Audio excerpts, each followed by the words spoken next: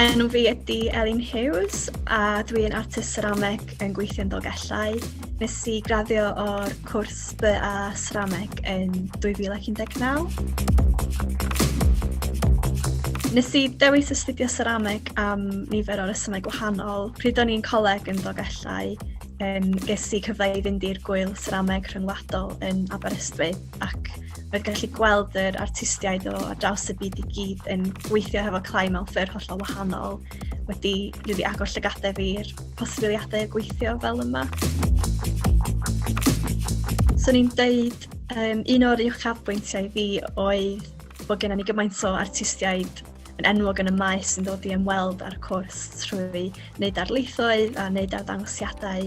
Felly gennym ni pobl fel Joe Taylor a Jeff Swindell a Itzke Palmer. Ac oedd y cyfle yna I gallu siarad hefo nhw a gweld nhw'n gweithio mor arbennig. Gweld bod y staff I gyd ar y cwrs hefo gymaint o arbenigedd ac be dwi'n rili diolchgar amdano ydy sut mae'r tiwtoriaid wedi dal I cefnogi fi ers I fi graddio. Felly dwi weithiau yn anfon dan ydy sgwennu atyn nhw neu maen nhw'n yn referees ar gyfer cyfleoedd dwi'n neud ceisio ar gyfer. A hefyd maen nhw'n dal I...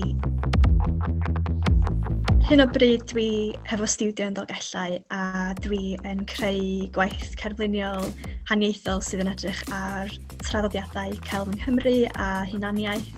A dwi'n gwerthu trwy cwpl o orielau yn y Deyrnas Unedig yn Seiclo Contemporary yn Cernyw a hefyd yn Dover Street Market yn Llundain.